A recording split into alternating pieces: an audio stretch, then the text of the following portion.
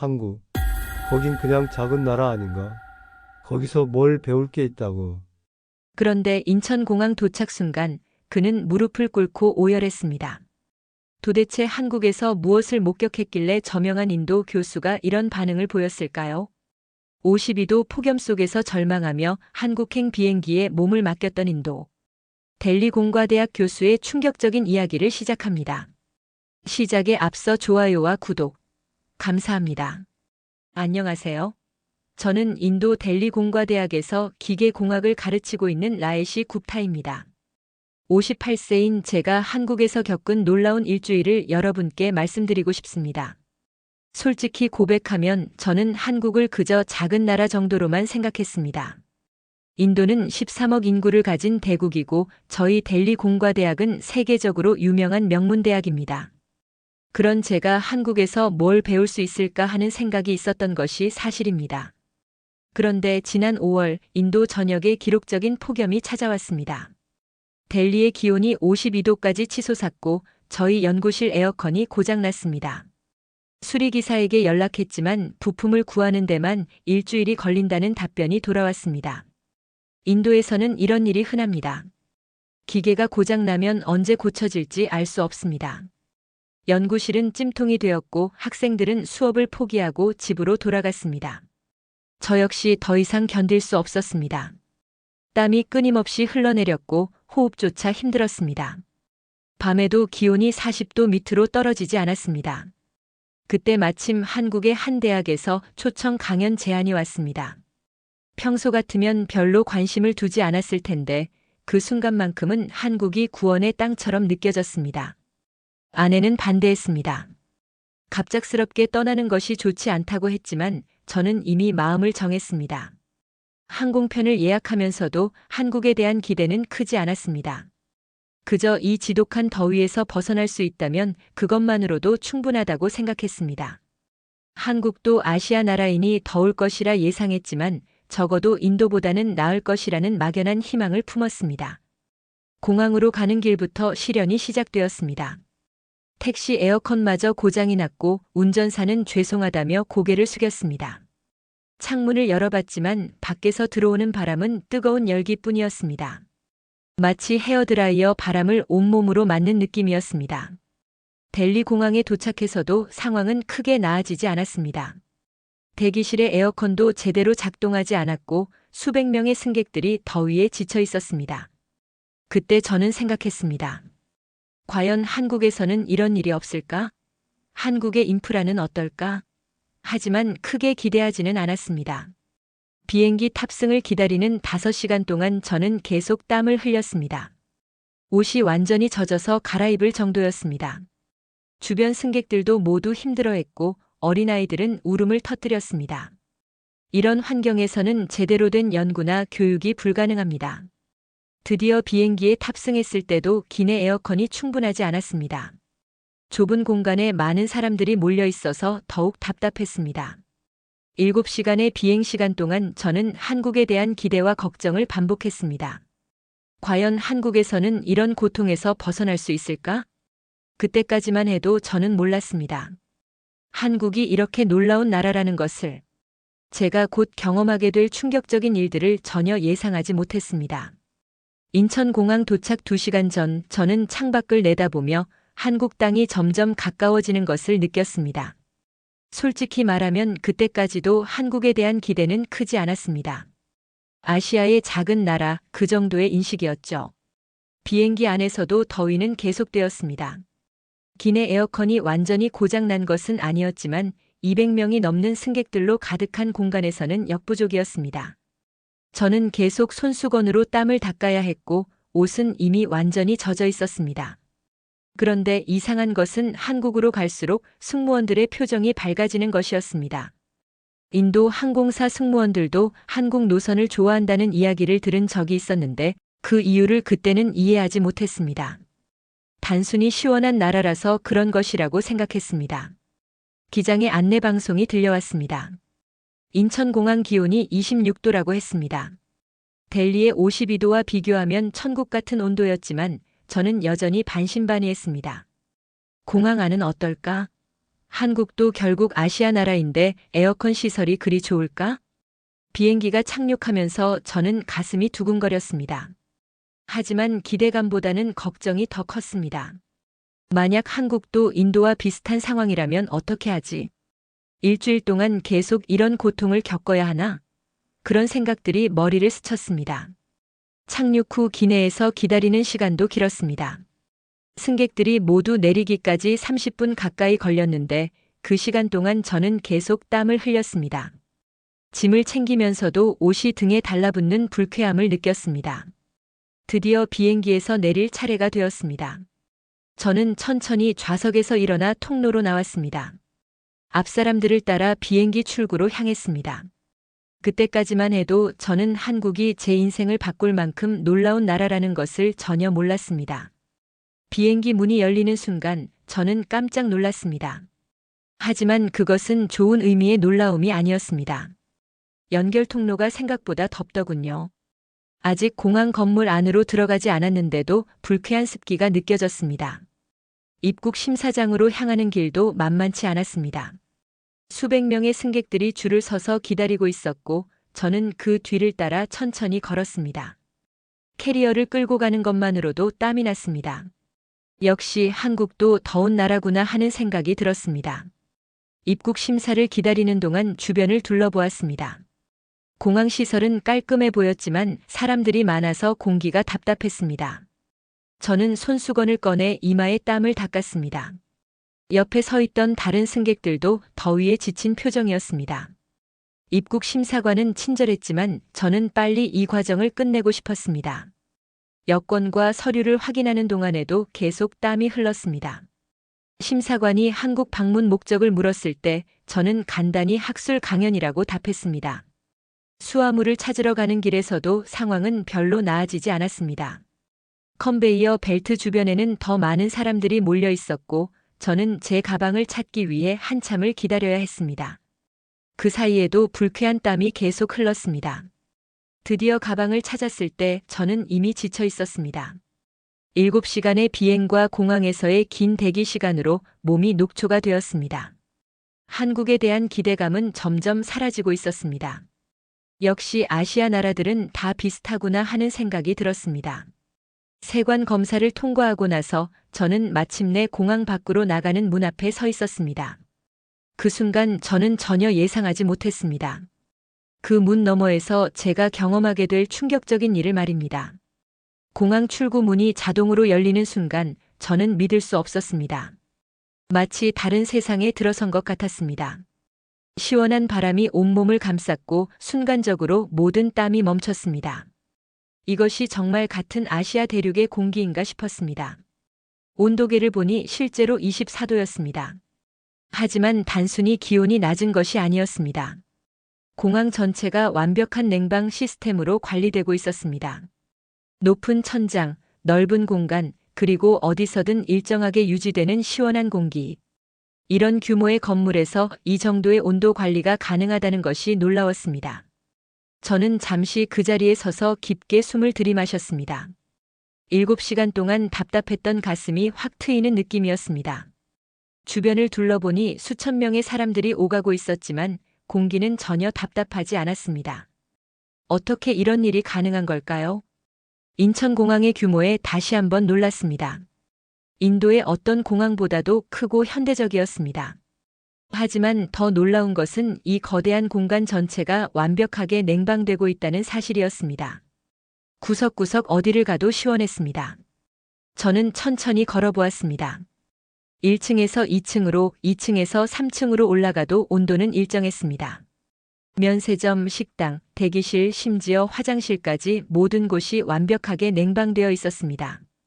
이런 시설을 24시간 365일 가동한다는 것이 얼마나 대단한 일인지 깨달았습니다. 인도에서는 상상할 수 없는 일이었습니다. 델리 공항도 에어컨이 있지만 이렇게 완벽하지는 않습니다. 특히 사람이 많은 시간대에는 금세 더워집니다. 하지만 인천공항은 수만 명이 동시에 이용해도 온도가 변하지 않았습니다. 그때 저는 무릎이 꺾이는 것을 느꼈습니다. 감정이 북받쳐 올랐습니다. 52도 폭염 속에서 절망했던 지난 일주일이 주마등처럼 스쳐갔습니다. 그리고 지금 이 순간 완벽한 시원함 속에서 저는 눈물을 참을 수 없었습니다. 저는 정말로 그 자리에서 무릎을 꿇었습니다. 주변 사람들이 놀라서 바라보았지만 감정을 억제할 수 없었습니다. 이것은 단순한 에어컨의 차이가 아니었습니다. 이것은 국가 시스템의 차이, 국민들의 삶의 질에 대한 차이였습니다. 공항 직원 한 분이 다가와서 괜찮은지 물어보았습니다. 저는 영어로 괜찮다고 답하면서도 계속 눈물을 흘렸습니다. 그 직원분은 의자를 가져다 주시고 물까지 건네주었습니다. 이런 세심한 배려까지 받으니 더욱 감동이 컸습니다. 저는 차분히 주변을 다시 관찰해 보았습니다. 이 거대한 공항을 운영하는 데 들어가는 전력비는 얼마나 될까요?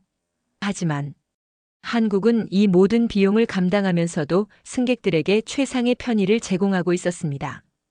이것이 바로 선진국의 모습이구나 하는 생각이 들었습니다.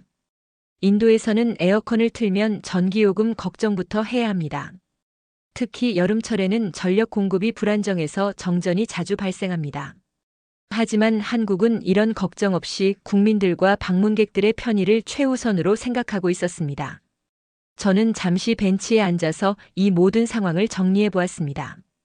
몇 시간 전까지만 해도 52도. 폭염 속에서 고통받았던 제가 지금은 완벽한 온도의 공간에서 편안하게 쉬고 있었습니다. 이 극적인 변화가 믿어지지 않았습니다. 그때 저는 깨달았습니다. 제가 한국을 너무 과소평가했다는 것을. 작은 나라라고 무시했던 제 자신이 부끄러웠습니다. 이 나라는 작을지 모르지만 국민들의 삶을 위해 투자하는 규모와 질은 결코 작지 않았습니다. 인천공항에서 보낸 첫 30분은 제 인생관을 바꿔놓았습니다. 한국이라는 나라에 대한 호기심이 급격히 커졌습니다. 이 공항이 이 정도라면 한국의 다른 시설들은 어떨까? 한국 사람들의 일상은 어떨까? 갑자기 모든 것이 궁금해졌습니다. 공항에서 호텔로 가는 길도 놀라움의 연속이었습니다. 공항철 도역으로 내려가는 에스컬레이터에서부터 시원한 바람이 불어왔습니다. 지하철역도 완벽하게 냉방되어 있었습니다. 이런 대중교통시설까지 이렇게 관리한다는 것이 놀라웠습니다. 인도의 지하철을 생각해보면 정말 차이가 컸습니다. 델리 지하철도 나름 현대적이지만 여름철에는 사람이 많으면 금세 더워집니다. 하지만 한국의 지하철은 사람이 아무리 많아도 온도가 일정하게 유지되었습니다. 전철이 도착했을 때도 놀랐습니다. 차량 안이 공항만큼이나 시원했습니다. 좌석에 앉아서 창밖을 보니 한국의 풍경이 펼쳐졌습니다. 깔끔하게 정리된 도시, 질서정연한 교통, 그리고 어디서든 볼 수 있는 현대적인 건물들이 인상적이었습니다. 호텔에 도착해서 더 큰 놀라움을 경험했습니다. 체크인을 하고 방에 들어갔는데 에어컨에서 이상한 소리가 났습니다. 인도였다면 며칠은 기다려야 할 상황이었습니다. 하지만 프런트에 전화를 걸어보니 5분 후에 기술자가 올라간다는 답변이 돌아왔습니다. 정말 5분 만에 기술자가 왔습니다. 전문적인 도구를 가지고 와서 즉석에서 점검했습니다. 단순한 먼지 문제였는데 깨끗하게 청소하고 부품까지 교체해 주었습니다. 15분 만에 모든 것이 완벽하게 해결되었습니다. 이런 신속한 서비스는 처음 경험해보는 일이었습니다. 저는 그 기술자분에게 물어보았습니다. 한국에서는 이런 수리 서비스가 항상 이렇게 빠른지 말입니다. 그분은 당연하다는 듯이 답했습니다. 24시간 언제든지 연락하면 2시간 안에 해결해 준다고 했습니다. 이것이 한국의 기본 서비스 수준이라는 것입니다. 그날 밤 저는 완벽한 냉방 시설에서 편안하게 잠들었습니다. 일주일 만에 처음으로 제대로 된 잠을 잤습니다. 꿈속에서도 시원한 바람이 불어왔습니다. 이것이 바로 선진국 국민들의 일상이구나 하는 생각이 들었습니다. 다음 날 강연을 위해 대학에 갔을 때 저는 또 다른 놀라움을 경험했습니다. 대학 건물도 완벽하게 냉방되어 있었습니다. 강의실, 복도, 심지어 화장실까지 모든 곳이 쾌적했습니다. 학생들이 이런 환경에서 공부한다는 것이 부러웠습니다. 강연을 마친 후 한국 교수님들과 이야기를 나누었습니다. 저는 솔직하게 물어보았습니다. 이런 완벽한 인프라를 유지하는 비용은 얼마나 되는지, 그리고 이것이 어떻게 가능한지 말입니다. 한 교수님이 설명해 주었습니다. 한국은 1960년대부터 계획적으로 인프라에 투자해 왔다고 했습니다. 특히 전력 공급과 냉난방 시설에 대한 국가적 투자가 지속되었다고 했습니다. 그리고 24시간 수리 서비스 시스템도 전국적으로 구축되어 있다고 했습니다. 그 교수님은 이런 것들이 한국에서는 너무 당연해서 특별하다고 생각해 본 적이 없다고 했습니다. 하지만 저에게는 모든 것이 경이로웠습니다. 국민들이 이런 혜택을 당연하게 여길 수 있을 만큼 시스템이 완벽하게 갖춰져 있다는 것이 놀라웠습니다. 저는 그때 깨달았습니다. 한국이 작은 나라라고 무시했던 제가 얼마나 어리석었는지 말입니다. 나라의 크기는 면적이나 인구로 결정되는 것이 아니라 국민들의 삶의 질로 결정되는 것이구나 하는 생각이 들었습니다. 인도는 13억 인구를 가진 대국이지만 여전히 기본적인 인프라가 부족합니다. 하지만 한국은 5천만 명의 인구로도 모든 국민이 선진국 수준의 혜택을 누리고 있었습니다. 이것이 진정한 선진국의 모습이라는 것을 깨달았습니다. 그날 저녁 저는 호텔방에서 오랫동안 생각에 잠겼습니다. 한국에서 경험한 모든 것들이 제 머릿속을 맴돌았습니다. 이 나라는 어떻게 이런 기적을 만들어낸 것일까? 그리고 인도도 이런 나라가 될 수 있을까? 일주일간의 한국 체류가 끝나고 인천공항으로 돌아왔을 때 저는 전혀 다른 사람이 되어 있었습니다. 도착했을 때와 달리 이제는 이 공항의 모든 시설이 소중하게 느껴졌습니다. 이 모든 것이 한국 국민들의 노력으로 만들어진 것이라는 생각이 들었습니다. 공항 라운지에서 마지막 시간을 보내면서 저는 많은 것을 생각했습니다. 한국 사람들은 이런 시설을 당연하게 여기지만 세계의 많은 나라에서는 꿈꿀 수 없는 일입니다. 이것이 바로 선진국과 개발도상국의 차이구나 하는 생각이 들었습니다.